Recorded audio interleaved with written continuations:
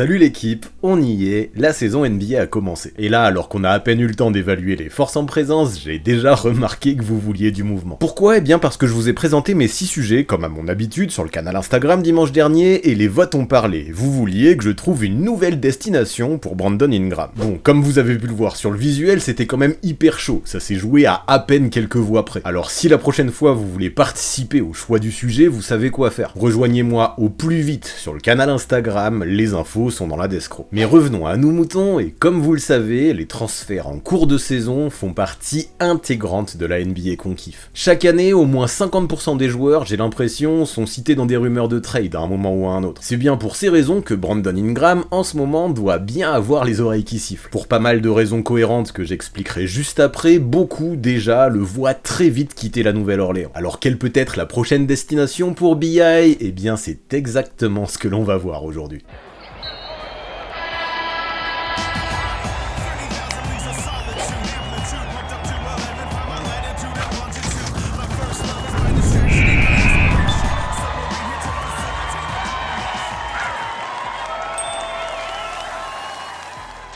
Mais avant de commencer, vous connaissez, qui dit début de saison NBA, dit NBA League Pass, car oui, cette vidéo, aujourd'hui, est sponsorisée par la Grande Ligue. Et si le League Pass, vous ne savez pas encore ce que c'est, il y a un problème les gars, faut vraiment sortir de votre grotte. Parce que ouais, c'est juste l'outil ultime pour suivre la NBA, où tu veux, comme tu veux, en direct comme en différé. C'est pour ça que même si tu fais partie de ceux qui veulent dormir la nuit, pas de problème. Avec le League Pass, tu pourras aussi mater les matchs tranquilles, au réveil, sans les pauses et sans la pub. Il y a même une version condensé pour ceux qui ont pas le temps. Évidemment, si c'est ce que tu fais, pense à cocher l'option pour pas te faire spoiler, ce serait quand même idiot. Par contre, la nuit, si t'es plutôt du genre hyperactif, pas de soucis non plus. Le League Pass te propose aussi le multiview qui te permet de regarder jusqu'à 4 matchs en même temps. Que demande le peuple ? Tu peux avoir des yeux partout. En gros, ouais, avec le NBA League Pass, la NBA c'est où tu veux et quand tu veux, mais c'est aussi de la façon dont tu veux, comme tu veux. Et là, je te parle même pas de tous les contenus exclusifs auxquels ton abonnement te donnera accès. Bref, t'as capté, si tu veux vraiment suivre la NBA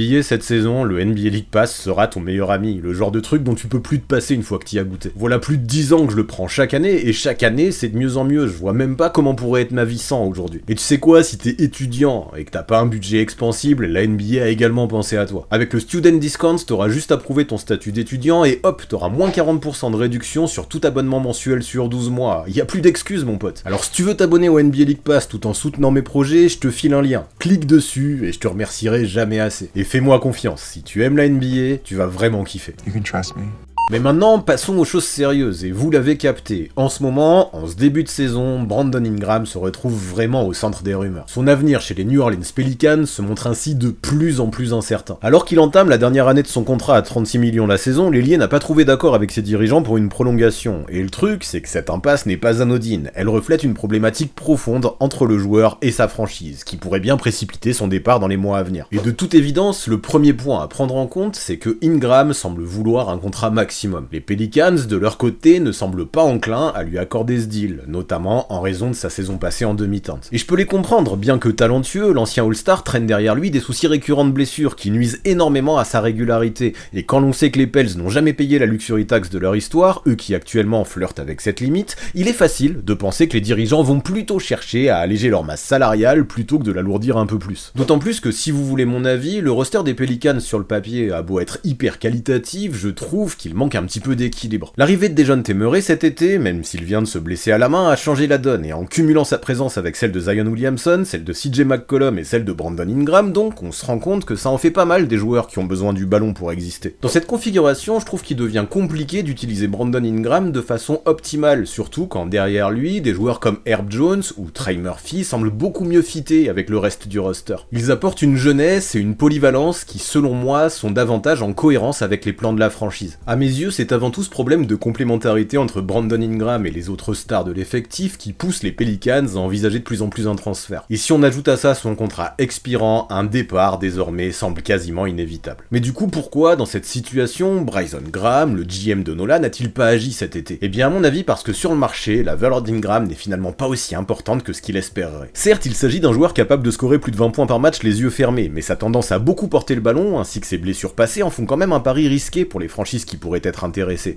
Son contrat actuel, combiné à ses attentes salariales élevées pour l'avenir, rend la tâche encore plus ardue pour les Pelicans afin d'élaborer un transfert qui les contenterait. Et ce qui est embêtant, c'est que pour cette team de New Orleans, l'urgence est bien réelle, car outre le contrat d'Ingram qui arrive bientôt à sa fin, je trouve que dans ce roster, il existe aussi des manques pour être réellement compétitif. Quand on le regarde, ce roster, la rotation au poste de pivot est quasiment inexistante. Daniel Theis, pour moi, est plus un joueur de rotation qu'un titulaire, tandis que Yves Missi a beau être prometteur, il n'est pour le moment que rookie. Zion Williamson devrait donc être amené à passer pas mal de minutes au poste 5, un poste auquel il peut dépanner, mais qui reste très éloigné de son poste naturel. En effet, il ne faut pas oublier que le joueur fait moins de 2 mètres et aussi une fâcheuse tendance à beaucoup squatter l'infirmerie. Le mettre dans une situation où donc soir après soir il aura à affronter des big men ultra physiques n'est peut-être pas la meilleure idée du monde si tu veux préserver sa santé. C'est ainsi que, je pense, échanger Ingram contre un package qui contiendrait un vrai poste 5 serait la meilleure piste à suivre pour les Pelicans. Sauf que malgré tout ça, je ne vais pas mentir, si j'admets avoir quelques doutes sur la construction, la complémentarité et l'équilibre de ce roster, j'aimerais bien voir, tant il est talentueux, ce que ça pourrait donner sur le terrain. Nola est donc face à un dilemme dans lequel chacun des chemins qu'on pourrait emprunter semble avoir de grosses failles. Si tu gardes Ingram pour voir jusqu'où ce roster peut aller, tu prends le risque de perdre ton joueur contre absolument rien l'été prochain. Si tu l'envoies ailleurs d'ici la deadline, tu peux combler certains manques, certes, mais tu sacrifies aussi forcément du talent, vu que le marché ne semble pas hyper réceptif le concernant. Le coach Willie Green a beau souligner l'excellent état de forme de son joueur à l'entraînement et évoquer sa domination lors des workouts, ça ne me semble pas forcément rassurant. Ne serait-ce pas que de la com ou un discours plaqué pour rassurer d'éventuels teams intéressés? Difficile à savoir de notre place, mais ce qui paraît sûr aujourd'hui, c'est que Brandon Ingram paraît être l'un des joueurs en NBA les plus susceptibles de faire ses bagages d'ici février. J'ai juste l'impression que les Pels n'attendent que la bonne opportunité pour appuyer sur la gâchette. Alors quel team pourrait rentrer dans la danse? Et que pourrait-elle filer aux Pelicans en échange? Pour répondre à ça, j'ai essayé d'imaginer 6 transferts, et je ne vous cache pas que ça a été difficile. Cette trade machine, je l'ai complètement saignée. Après, je serais malhonnête si je vous disais que j'étais satisfait à 100% de toutes mes propositions. Sauf que si on veut respecter toutes les règles salariales, mais aussi satisfaire toutes les équipes concernées, tout en faisant en sorte que les Pelicans récupèrent un poste 5, il y a vraiment un nombre de solutions très limité en fait. Voyez donc les 6 trades que je vais vous proposer comme des bases de travail pour voir ce qu'il est possible de faire ou non. Ce ne sont pas des prédictions. Oui, ces trades ont tous des limites, mais ils ont au moins le mérite d'être réalisables d'un point de vue salarial. Ils vous permettront, je l'espère, d'y voir plus clair autour de la situation d'Ingram et des Pels pour savoir si l'équipe doit le transférer ou non avant le mois de février. Bref, vous avez capté l'idée, stop le blabla, il est temps de vous dévoiler ce que j'ai réussi à sortir de cette foutue trade machine.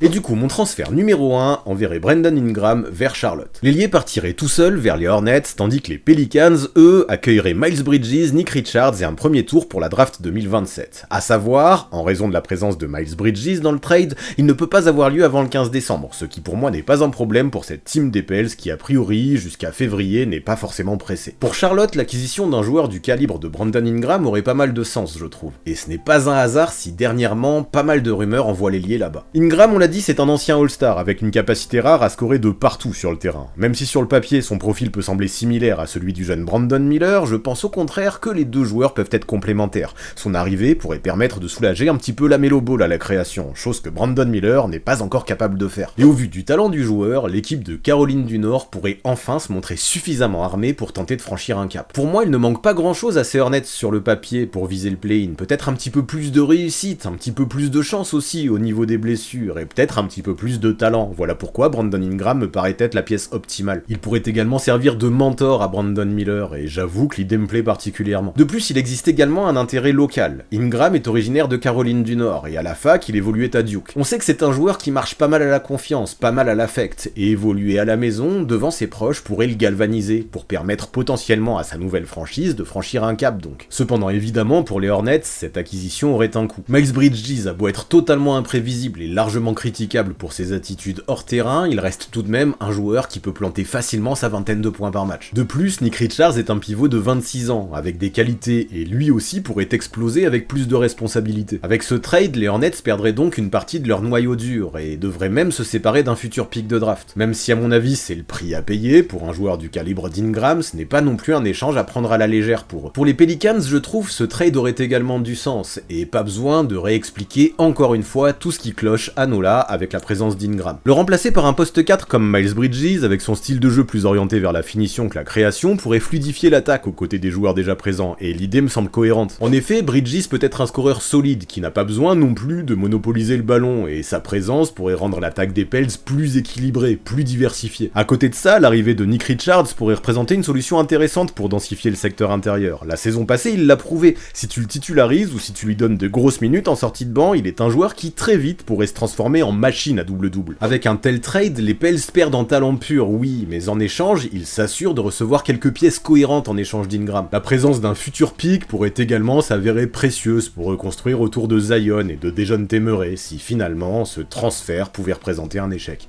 Mon trade numéro 2 maintenant implique les Rockets et les Hawks. Dans cette histoire, Brandon Ingram prendrait la direction d'Houston. Atlanta recevrait Dillon Brooks ainsi qu'un second tour 2027 en provenance de Nola, tandis que les Pels, eux, recevraient un joli package composé de Clint Capella, Tari Eason et Cam Whitmore. Du côté d'Houston, depuis l'intersaison 2023, la franchise est de plus en plus ambitieuse. Avec Fred VanVleet à la main et les pépites Jalen Green et Alperen Sengun qui viennent d'être prolongés pour jouer le rôle de moteur offensif, Ingram, avec sa capacité à créer son propre tir, apporterait une polyvalence rare sur le poste 3, et j'avoue que ça me plaît bien, tant j'ai l'impression que d'un coup, son arrivée pourrait permettre à l'équipe de step up. Sengun, lui, continuerait à s'occuper de la peinture, tandis que Jalen Green, avec son jeu en percussion, pourrait largement bénéficier, je pense, de la gravité qu'engendrerait la présence d'un joueur comme B.I. Principal scoreur de l'équipe, Jalen Green pourrait voir la pression sur ses épaules s'alléger avec la présence d'un autre scoreur élite comme Brandon Ingram. Maintenant, pour mettre ça en place, les Rockets devraient dire bye-bye à deux jeunes talents, Tari Eason et Cam Whitmore, mais encore une fois, je pense que pour un joueur comme B.I., c'est le prix à payer. La défense de Brooks pourrait manquer elle aussi tant qu'il a apporté de ce côté-là du terrain depuis son arrivée dans le Texas. Ceci dit, Ingram, avec son envergure et son intelligence de jeu, d'autant plus dans le système d'Ime Udoka, peut à mes yeux lui aussi faire largement le taf de ce côté-là du terrain, dans un autre profil. Si sur ce début de saison cette équipe de Houston montre des choses prometteuses, elle pourrait vite avoir envie de viser plus haut. Avec Ingram dans cet effectif plein de potentiel, une accession aux playoffs pourrait alors vite devenir envisageable. Les Hawks de leur côté servent surtout d'équipe de complément. Tout d'abord, il perdrait Clint Capella, qui j'ai l'impression est sur la liste des transferts depuis au moins 107 ans. En échange, il reçoit 20 pics, mais aussi Dillon Brooks, qui pourrait, en tant que titulaire ou en sortie de banc, apporter sa dureté défensive à une équipe qui en a souvent manqué, et pourquoi pas donner l'exemple aux plus jeunes, comme Zachary Rizaché. Enfin, pour les Pelicans, encore et toujours, on poursuit le même objectif, c'est-à-dire renforcer la rotation au poste 5. Capella, à 30 ans, n'est peut-être plus le joueur qu'il était, mais il n'en est pas loin, et je pense qu'un nouveau départ pourrait lui faire du bien. Les Pels, en ajoutant un pivot défensif élite comme le Suisse, renforceraient ainsi leur protection de cercle, un domaine dans lequel ils ne possèdent que peu d'atouts à part Yves Missy. À côté de ça, Tari Eason apporterait sa dureté, tandis que Cam Whitmore, à seulement 20 ans, possède encore un fort potentiel pour se développer. Si le transfert ne porte pas ses fruits tout de suite, Nola aurait ainsi des pistes très intéressantes pour l'avenir. Et ce que j'aime en attendant, c'est qu'avec ce move, Willie Green pourrait avoir sous la main un roster aussi profond qu'équilibré.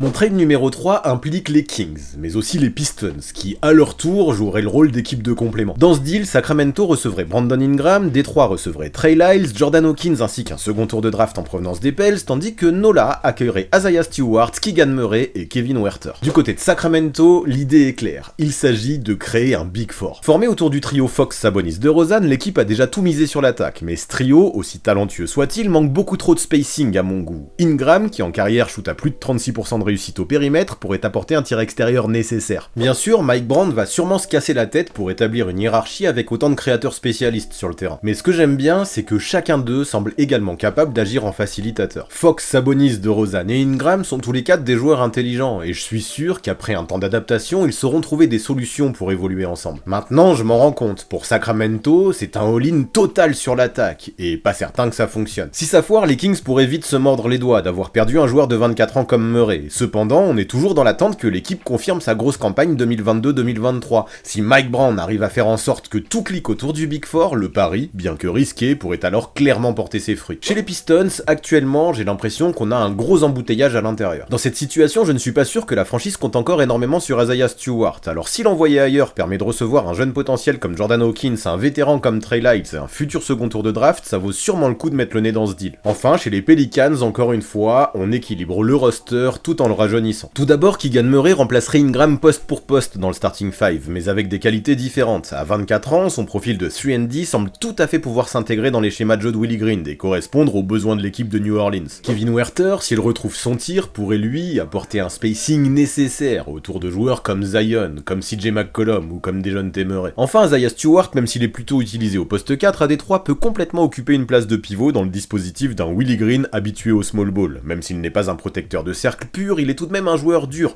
qui semble bien correspondre à la mentalité de chien de la casse que veulent développer ces Pels. Ajoutons à ça qu'il a largement su améliorer son tir de loin ces dernières années, et lui aussi pourrait finalement être un atout précieux dans ce deal. Encore une fois, à Nola, on rééquilibrerait le roster tout en faisant en sorte de récupérer des pièces intéressantes plutôt que de laisser Ingram partir libre sans rien récupérer en retour cet été. Mais les Kings de leur côté, sont-ils prêts à faire une croix sur Keegan Murray pour récupérer l'ailier? Ça, ce sera la grosse question, et je n'en suis pas certain. C'est la principale limite de ce trade. Mon transfert numéro 4 implique lui les Lakers et les Blazers. Dans cette idée, Brandon Ingram retournerait à Los Angeles. Rui Hachimura, Max Christie, Gabe Vincent, Jordan Hawkins et 2 pics en provenance des Lakers iraient à Portland, tandis que Nola récupérerait Anthony Simons, Robert Williams et Christian Wood. La présence de Max Christie dans le deal demandera par contre d'attendre le 15 décembre, mais ça arrivera vite. Pour les Lakers, l'objectif est évident, apporter un vrai soutien au duo LeBron-AD. Je l'ai assez dit dernièrement, l'équipe, bien qu'elle ait enregistré l'arrivée de JJ Redick en tant que coach, s'est montrée assez immobile cet été, et pas sûr qu'avec un effectif similaire, elle puisse faire beaucoup mieux que ces dernières années, étant donné que je ne suis pas non plus certain que LeBron et Davis arriveront à nouveau à jouer plus de 70 matchs. L'arrivée d'Ingram pourrait à la fois soulager un LeBron de 40 ans, à la création, au scoring et même en défense. Si le King peut arriver en pleine bourre en playoff après qu'il se soit économisé pendant la saison, ce ne serait pas du luxe pour les Lakers. À 27 ans, Ingram est en plein prime, et je le sens largement capable d'occuper ce rôle d'option 3 dans l'effectif californien. Maintenant, dans un tel move, les Lakers sacrifieraient Rui Hachimura. Pas le choix, mais son irrégularité, notamment en playoff, me laisse penser que finalement, dans cet effectif, il n'est pas si indispensable que ça. À côté, l'équipe ferait également une croix sur certains éléments de rotation et certains éléments d'avenir, notamment des pics. Ceci dit, l'effectif est déjà profond et Rob Pelinka libérerait ainsi un spot ou deux pouvant potentiellement être utilisé pour signer des free agents comme Markelle Fultz, Devonte Graham, Reggie Bullock, Jay Crowder, Marcus Morris ou encore Javal McGee et Robert Covington. Pas mal de vétérans sont encore disponibles sur le marché des agents libres et les départs pourraient être finalement compensés par d'autres joueurs signés au minimum. C'est ainsi que remplacer Hachimura par Ingram grosso modo dans cet effectif californien me semble super intéressant dans une optique de win now. Du côté de Portland, l'idée est de poursuivre le projet de reconstruction. On le sait, Anthony Simons, malgré tout son talent, ne fait plus partie des plans, tandis que la raquette est complètement embouteillée. Voir donc des joueurs comme Simons et Williams partir avant la deadline ne me surprendrait absolument pas. En échange, les Blazers récupéreraient Rui Hachimura qui à 26 ans reste un joueur d'avenir, même si dans le profil il pourrait faire doublon avec un Jeremy Grant de 30 ans qu'il faudra sûrement transférer dans un second temps, le japonais pourrait selon moi bien mieux correspondre au projet futur de la franchise de l'Oregon,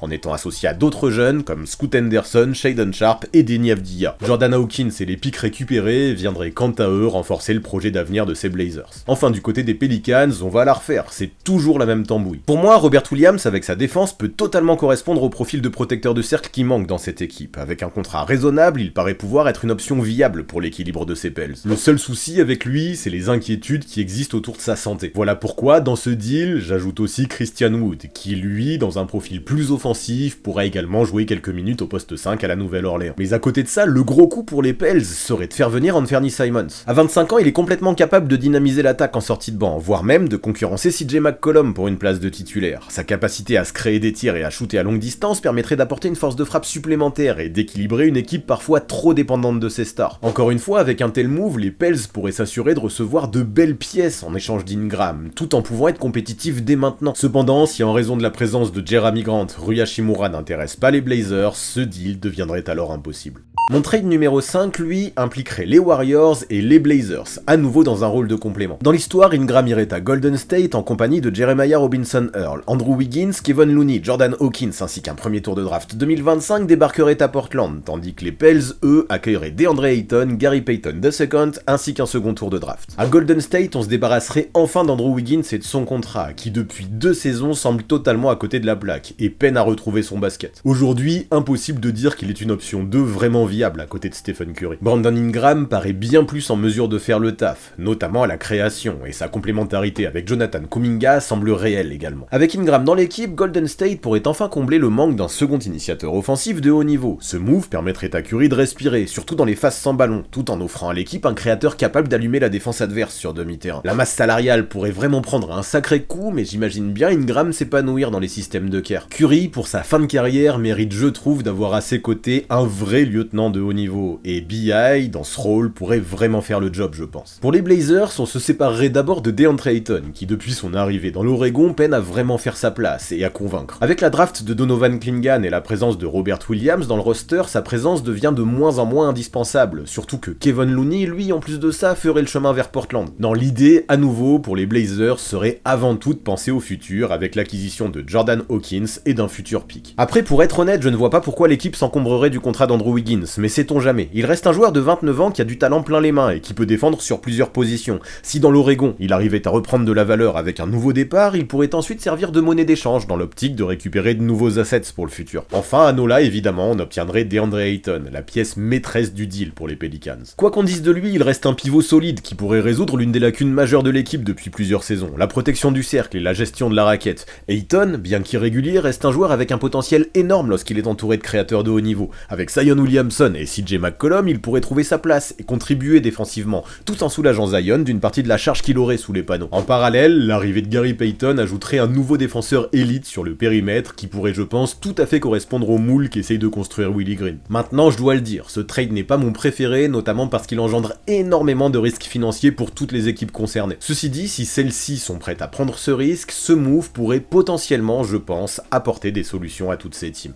Enfin, mon sixième et dernier trade impliquerait lui les Cavs et les Hawks à nouveau. Il enverrait Brandon Ingram à Cleveland ainsi que Larry Nance Jr. qui ferait son retour dans l'Ohio. George Niang, Jordan Hawkins et un choix du deuxième tour à Atlanta, tandis que Jarrett Allen, Caris LeVert et Garrison Matthews débarqueraient eux à Nola. Notons qu'en raison de la présence de Jarrett Allen dans le deal, celui-ci ne pourrait pas être validé avant le 27 janvier. Mais encore une fois, peu importe, parmi les équipes concernées, aucune ne semble forcément pressée. Alors commençons par les Cavaliers où l'arrivée de Brandon Ingram pourrait avoir du sens sur plusieurs niveaux. Avec B.I., on ajouterait à cette team déjà compétitive un ailier élite capable de créer son propre tir tout en soulageant le duo Donovan Mitchell-Darius Garland. En intégrant Ingram, Cleveland pourrait finalement résoudre son problème de surabondance dans la raquette, en déplaçant Evan Mobley au poste 5. Cette équipe pourrait enfin réussir à créer suffisamment de spacing tout en possédant plusieurs menaces offensives de haut niveau. Cela pourrait permettre également à Mobley de devenir officiellement le capitaine de la défense tout en facilitant sa progression offensive. Après, soyons honnêtes, avec tant de talent en attaque, la hiérarchie pourrait être difficile à établir pour Kenny Atkinson et la défense au périmètre pourrait être un problème. Ceci dit, si le tacticien trouve la clé pour faire évoluer toutes ces pièces ensemble, la force de frappe offensive de ces Cavaliers pourrait d'un coup devenir complètement démente. Le retour de Larry Nance Jr. apporterait de plus une option viable à l'intérieur en sortie de banc. Maintenant, pour les Hawks, on va la faire vite, ils sont surtout là en tant que facilitateurs. Ils remplaceraient Larry Nance par George Niang au poste 4 tout en grattant en même temps un second tour et Jordan Hawkins. Pour moi, c'est plus que legit. Enfin, côté Pels, encore une fois, l'idée principale est de récupérer une tour de contrôle défensive, en la personne de Jarrett Allen. Le pivot semble pouvoir être capable de protéger le cercle sans pour autant marcher sur les plates-bandes de Zion en attaque, lui qui voit l'essentiel de son jeu offensif se dérouler au dunker spot et qui pourrait amplement profiter de la présence de nombreux créateurs dans l'effectif. Avec lui, la défense intérieure de Willie Green pourrait d'un coup afficher un tout autre visage. De plus, l'acquisition de Caris LeVert apporterait une nouvelle option de rotation polyvalente, capable de créer et de scorer ses points, soit en tant que titulaire, soit en sortie de banc. Garrison Matthews, quant à lui, reste une option intéressante dans la rotation, rien que grâce à son tir extérieur. Pour les Pels, donc, on perdrait Ingram, mais en échange, on aurait de quoi devenir l'une des meilleures défenses de la ligue, j'ai l'impression. Et avec un tel effectif, si Willie Green arrivait à tout faire cliquer, la force de frappe offensive pourrait elle aussi être réelle. Le souci, c'est que de tels changements demanderont forcément un certain temps d'adaptation, et réaliser ce deal fin janvier pourrait être un peu juste en vue des playoffs. Cependant, si tout devait fonctionner avec un move comme ça, je pense que Nola pourrait embêter pas mal de teams en post-season avec un Zion en forme. Quoi qu'il en soit, après avoir poncé la trade machine, ces 6 deals semblent être les plus cohérents que j'ai pu trouver. Encore une fois, ce ne sont pas des prédictions, mais plutôt des bases de travail qui me semblent assez intéressantes pour toutes les équipes concernées. Alors en sachant tout ça, qu'est-ce que vous feriez si vous étiez les Pels?